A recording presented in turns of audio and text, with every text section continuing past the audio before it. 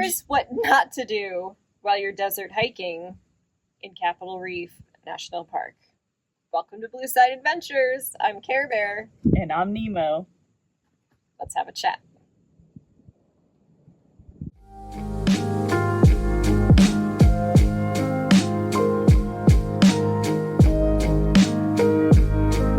All right. So, welcome to After Action Review with the Geriatrics. We have Sarah here with Blue Side Adventure, visiting me out here in Utah. We decided to come out to Capitol Reef. My trail name is Nemo. And so we thought we would give you guys a quick rundown on how it went. What went well and what didn't go well at all. So let me just do a quick intro with all this. I love mountain hiking, high altitude trekking, desert hiking. Don't know if it's my jam. It's not my jam. I think we might be done with desert hiking. Maybe we're going to have to do winter desert hiking because summertime desert hiking doesn't work. I think it's really important to take into consideration where you are health-wise. And the fact is that I've had heat exhaustion a few times before. And so as a result, my water intake is probably above average. Yeah, I would agree with, that's a good self-assessment. I spent a lot of time in the Middle East, and so the desert in general is just, I like visiting. I heard you really like a little bit of sand in your food. Yeah, that was a little bit of a meltdown when we were eating our food. Sand in my mouth, just kind of like that crunchy feeling, not my favorite anymore. But let's go ahead and start from the very beginning of this whole adventure. So we started here at the corrals. Oh no, I think we need to go before then. Before then. So, oh yeah. So we drove separately to this based on some logistics that we were having. And I was in the area earlier, so I decided to go pick up our backcountry permits. And as I walked into the visitor center and was getting our backcountry permits, my wrist mala, which I have worn for probably well over 2 years now, just explodes. And the beads go everywhere. So if that's an omen, that was the start of walking into the visitor center and having my beautiful wrist mala explode. So I did think, I'm like, okay, this is how we're going to start day one. There was some communication challenges. We should always have a better plan. Normally, Sarah and I do not arrive to trailheads separately. We did, because of work and things like that, we had to take separate adventures getting here. And so, but we didn't, because of the fact that we are doing multiple hikes on this trip, we didn't specify which trailhead we were starting with. And I actually sent all the maps with her. And it's safe to assume when you're going to a national park, you're just not going to have cell phone reception. Just bank on that. That is really like a solid rule of thumb to go with. If you have cell phone reception, then congratulations. Neither one of us did. So the map that I started with, once that trailhead was not the one that we were meeting at, I was in trouble and I didn't have a map with me. We started exceptionally late. I would say at least an hour later than we had planned. And it's even late for us, just generally speaking, what we normally do. Yeah, and that put us in the heat of the day starting. And then we had a very aggressive day one schedule anyways, which was trying to make 10 miles. And so starting in the heat of the day, seeing the terrain that we were crossing, we actually had to cross up and over a ridge line to get to the main trail that we were going to be on that was kind of like down in the canyon. And that was much more aggressive and much more technical than we were both expecting. So that took a longer time to traverse, which started us out late. And then we were drinking a bunch of water because it's the middle of the day. These rocks are pretty light colored, so they're going to reflect. And I'll post a picture. I'll put it down here somewhere. So you can see what we had to cross to just get to our start point. So that was a bit of an overestimation of and to abilities and mileage. And to give you an idea of what it is that we're doing, so the trail that we chose for this hike is called Lower Muley Trail. And the basis for that name is that there are so many twists in the trail that it could twist a mule back when they were doing covered wagons out here in Utah. So that's how it got its name.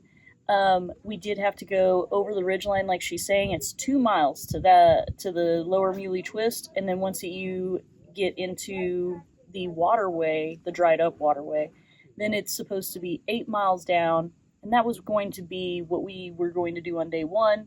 And then day 2 was supposed to be 5 miles out, and then we would hit another trail is the plan.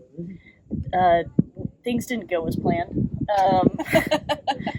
We ended up, it was getting pretty late. We needed to get camp set up, and, as great as our tents are, and I'll give a shout out again for the tent that I have. It's a Black Diamond backpacking tent that really needs cleaned up. That's why I didn't take a lot of care to put it in there correctly. But anyways, so it uses my trekking poles as structure. Sarah was using the Marmot. Both of these are extremely easy to set up, but still you don't want to be doing it in the dark. We had to blow up our air mattresses and things like that. And so we wanted to do that before sunset. We both took a decent amount of water, but we have in the past taken more. Yeah, we have. Well, and also in the past, though, I think we also underestimated a bit because we were just going for an overnight, and before we've done multiple days, and we had water sources. That was the biggest thing. So we use the Grail when we're out, and we can get a water source anywhere that there's a water source. We can get clean water from it, and so we relied on that in the past. And then here, absolutely no water available. So I didn't even bring the Grail because there wasn't any chance where we would have a place to actually fill up. Now, both of us are using the Osprey Aura, and I think those come standard with a 2.5 liter bladder. Is that right? I don't know because mine's a 2 liter. It didn't mine. So I just got my new backpack. Another lesson learned of using new equipment on the very first trip out. Let me hold your coffee while you. Yeah, let me grab this Mama Jamma. So, yeah, the water it didn't come with one. Oh, okay. So I was using my 2 liter that I usually carry. Oh, okay, my bad. Yeah. So I have upgraded my Osprey Aura to a 3 liter bladder in there. So I had 3 liters, and both of us are using, the typical backpacking bladder with a hose. I brought an extra Hydro Pack. We both have noted that we really like these. They've got several points of attachment for your backpack, and then they're collapsible, obviously. But unfortunately, this time I chose to go with a 2 liter. I also have a 3 liter. I even have one that also has a water filter built into it. Absolutely love these. These are extremely durable. I even have this on the outside of my pack. And so every time I slam my pack down, this thing is getting slammed into the ground, and it looks fantastic. It's holding up well. But with that, at the end of day 1, we knew that I had already finished off my 3 liters that was in my pack, and we were needing to put this into the bladder. As a matter of fact, we made the decision that I would only put a liter in. And that way we left a liter in here so we would be keeping a closer eye on where we were with water. Just never get yourself into a situation where you're out in the backcountry with no water and no chance of refilling. There were some lessons learned with that. Oh, yeah, definitely. So I had my 2 liter Osprey Camelback Hydro Pack, whatever they call it. And then I had another 2 liter baggy Platypus. I like the construction and the durability of the Hydro Pack better. I just have this because this is what I have and it's what I use, and it's lighter weight. But when this eventually dies, I will end up switching and getting a Hydro Pack. And then I had I don't know if it's on the side. No, I just had a blender bottle because I usually make shakes and stuff like that for breakfast, and I'll put my electrolytes separate from anything that my pure water is in. So I had that. So I started out with probably 4.5, almost 4.75 of liters of water for the overnight. For me personally, it was not enough. I like to be really well hydrated, and I could tell that I was not hydrating enough because I was trying to conserve water based on the lack of amount of bathroom breaks that were needed on the trail. So I would trade weight somewhere else. For me personally, I have back problems, so I'm really conscious about my weight, but I would definitely trade out something else to make sure that I have more water if there's ever a weight issue for me with that in the future. But because of how much I love desert hiking, I don't know if it's going to be a problem in the future. Yeah, I think that one of the things that we do after this is, like, at one point I picked up your pack and I couldn't believe how light it was. So we're going to have to go through each other's pack item by item to see where it is that you're dropping weight, because I was so impressed with, we're using the same structure, the same backpack. I'm going to insist that we, like, break apart our bags and go ounce by ounce and tally up, like, see who's carrying what. Yeah, what it is about your kit that is considerably lighter than mine. So, yeah, I thought that was pretty interesting.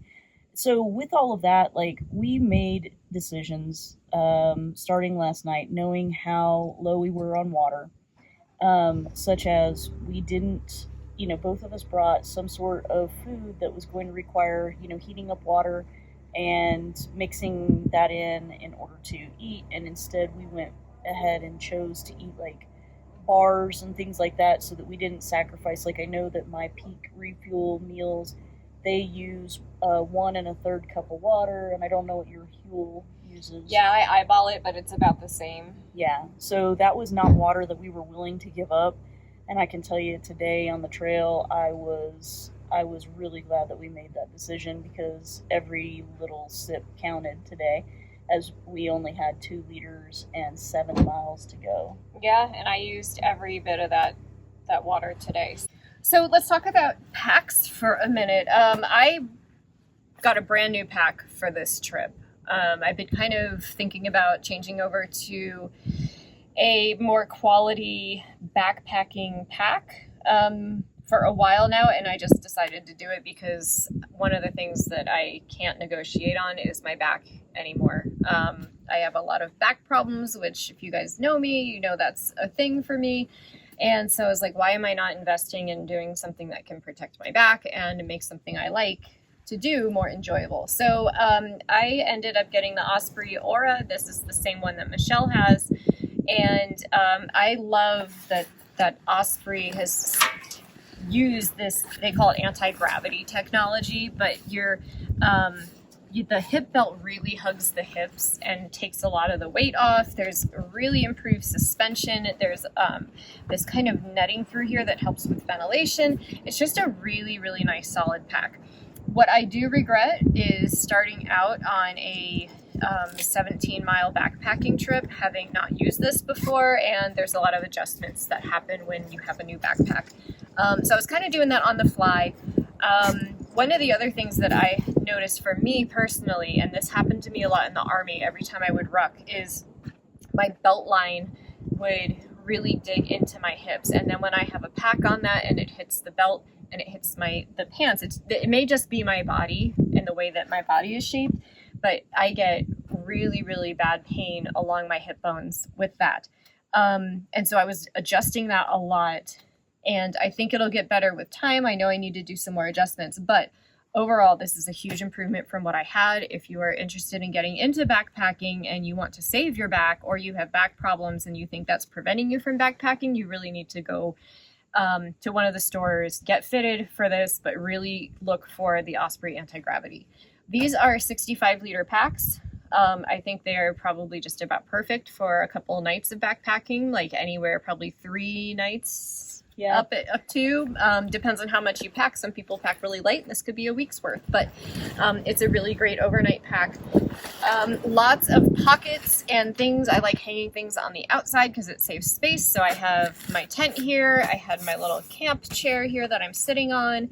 And I love this upgrade for me because it's got a lot of pockets and places to access anything that you would need during the day without actually having to dig through pack itself. The brain even has 2 separate compartments here.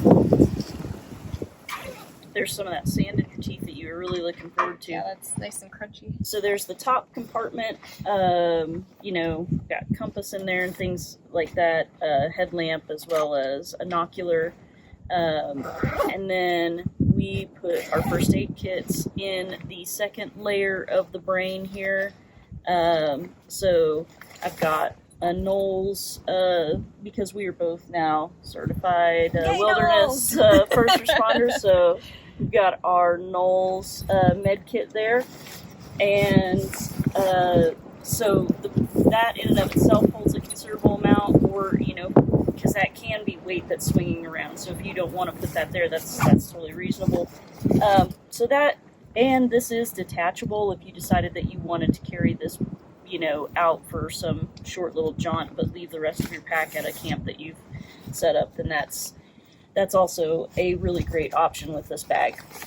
So we've both, got this front compartment for the map. And so one thing that we tried this time is, because I'm the one that always likes to geek out over a physical paper map, I have it in mind now because we really didn't need it today. It was pretty much a straight shot. But yesterday we put this in Sarah's pack, so then I could pull it out and look at it.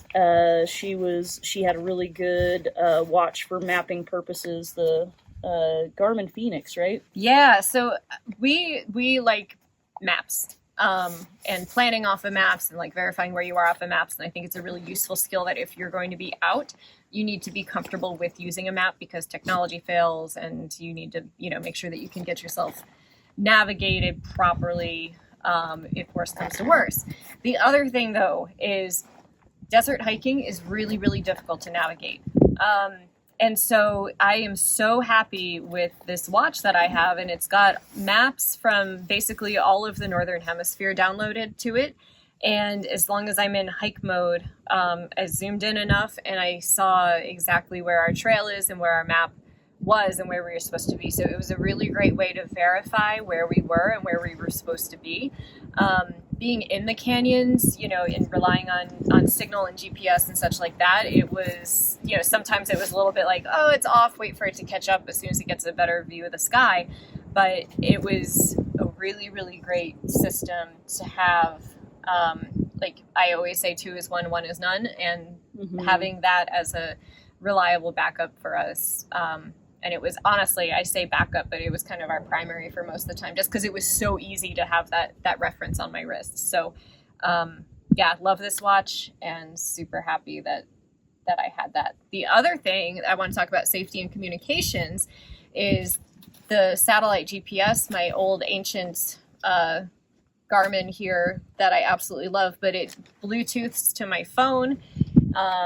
You have the Garmin InReach Mini. Yep, that's right. And I think same capabilities. Mine's just a bit bigger and more archaic. I did it again, my phone. I'm like, where's my phone? It syncs to her phone, which you're videoing. Which I'm videoing. But anyways, so I always have a point of contact that I've told where I'm going, what we're doing, when we should reach certain times, and you can send text messages from this, so I can at least update somebody who knows where we are. It sends a map link, so it's a really great safety feature to have, and I highly recommend it because you never know. I mean, you don't have to be far out at all to get in trouble, and it's nice to have that reliable signal. It's very easy to get turned around, especially when you're trying to find the best way to, and she'll post a picture of this that I'm pointing to right now. She'll post a picture of this later on.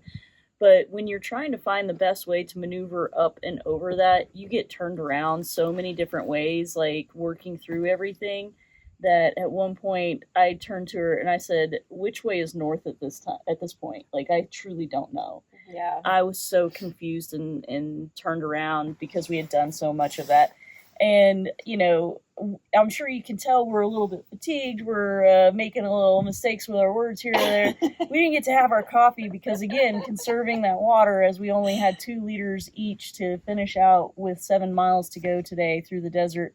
And so we are just now getting caffeinated by all means, we were certainly good government employees that got addicted to our caffeine over the years. Thank you, Uncle Sam. Yeah. So, so what I also wanted to talk about is the terrain that we navigated through. So our 17 miles were mostly through sand and loose gravel and maybe some compacted sand a bit. Still enough to cause blisters in really funky places that you're not used to from just regular hiking. So that's something to really consider. Do you want me to take off my shoes so you can share that in the video? Please no. No? It's too much. I'm sorry. Yeah, I got well, look, I couldn't wait to put on my new sandals, so I didn't even take the tag off. That's how much I couldn't wait to get my boots off. But I got some pretty, I got 2 big blisters that I'm working through, and I had a feeling, I just didn't think about how deep of the sand that it would be here, because when I did my Portugal trek in March, it's May now, back in March, I had some similar blisters, and so had I thought about that a little bit, I could have prepped my feet a bit better. But yeah, so your terrain and just being different expectations for desert hiking. Definitely. And, I think that we were okay. We were safe. We were going to get out just okay. You can tell we're not very enthusiastic right now. But, also, again, knowing your body and knowing what it is that you're capable of, Sarah and I have made the decision. The plan was we were going to go hit another trail tonight and backpack, spend the night out on the trail tonight, and then come out of there and then hit another trail tomorrow. And again, I've had heat exhaustion a few times, and I think it's really important to listen to your body. It takes so much to get out of that deficit once that you have gotten there. The recovery is just really brutal, and so we are making the decision on this particular trek that it's too hot and I need the opportunity to go home and recover. So I think it's really important to pay attention to your body and don't get yourself into trouble with that. Yeah, know your limits, and the trail will always be there. Mm-hmm. So there's always another time. I don't know if I need to come back and do more of this, but there's another time and there's another place. Yeah, our next trip for this season will be cooler locale and less sand. I think higher elevations. Yeah, so one thing to be aware of with the desert aspect of it versus like Colorado, for example, or I'm going to Grand Tetons next month. I can honestly say that I haven't had just a ton of encounters with sand on those treks. When we've done Colorado 14ers, when I've backpacked in Tetons, I'm not saying that you never encounter it. I'm just saying that it's not like this. This was a lot. It was so much. And so be aware that like you can put the time on your feet, do the mileage on your feet always, like to prepare yourself. But to prepare yourself in something similar to what you're going to be doing, whether it be elevation, sand, rocks, climbing, whatever it is, it's you need time with that element, because we both found out that the sand itself was just really tearing us up. Like I recently did a half marathon rucking. I did a 10K the day before coming here and I was rucking. Both of those were on the road. We did trails in Utah just the other day. We were just fine. We knew our shoes were great and our socks and everything, but it wasn't the same because this was sand. You're clawing at the ground a lot more with your toes inside of your shoe, and you are pushing off and not getting anywhere because the ground is giving. And so it was more fatiguing, and I think it honestly caused a lot more blistering on our feet. Yeah, I'll go with that. Yeah. And then also, because we were going through a wash for the majority of that hike yesterday, there was a lot of scrambling on rocks with our backpack, and that was also very fatiguing. That was really fatiguing.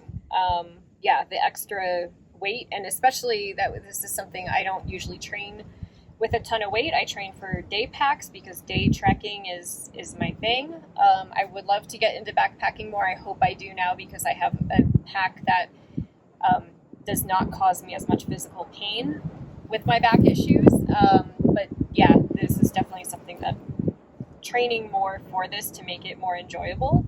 And that's what I've always said, like anyone that comes to Everest with us or that does any of our treks, do the hard work before you get there because it will be so much more enjoyable. And that's one of these things here. Like just going out and backpacking, yep, I did it. Was it enjoyable? Not really. So I will train harder for actual backpacking to make sure that it is a more enjoyable experience next go around. It was beautiful though. It was gorgeous and it rocked. Pretty rocks. Pretty rocks everywhere. All the colorful rocks. All the colors. Yeah, Yes. We got really excited over rocks. There's a lot of rocks. A lot of rocks. What else? Anything else? I'm going to reemphasize what it is that Sarah said. This is a good opportunity to point out, if you're going to do Everest with her, it is serious altitude. It's 17,000 feet of elevation. There's not a lot of opportunities here in the U.S. in order to hit elevations that go anywhere near that. And so even at 14,000 feet, honestly at 10,000 feet, you're going to really start feeling it. I mean, I've heard of people that even get sick going to Denver. Mm-hmm. And so we camp around 10,000 feet when we do altitude check. Sign up with Sarah in order to come out with us. Yes. Yeah. We'll be doing that this year, August 1st through 4th. Yep, first weekend. It coincides with the first weekend of August, but yeah, August 1 through 4 is come out to Colorado and trek with us. Yeah, we're going to be doing Mount Elbert. It is the tallest. It is the tallest 14er in Colorado. It's the second tallest in the lower 48 states. It is completely doable. I've done it. You can do it. But do know that it is a real solid intro to altitude. You got to train for all this kind of stuff. Definitely try out what it is that you plan on doing, especially if you're going to commit to it for several days. So cool. Well, we survived. We have a ton of lessons learned, and cheers to another great adventure. Cheers. Cheers. Caffeinated cheers.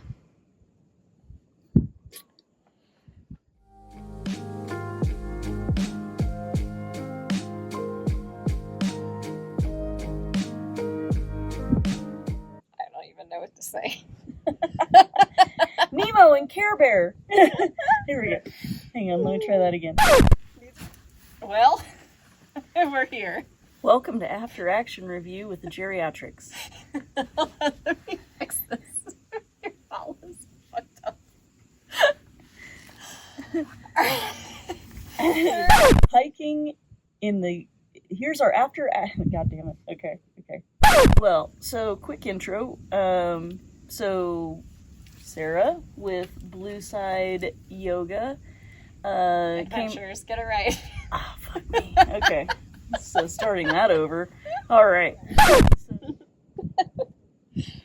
Here's a list of do's and don'ts as you're trekking. No. Here's a list. Fuck. Here's a list of do and don'ts. Do's. No. I can't. I just give up on life. So. My brain doesn't even work. Right. And we shouldn't even be drinking coffee, being dehydrated. Yeah. Well. Welcome to hiking in your 40s. I don't know if it's my 40s that killed me today. Here's our... Oh, God.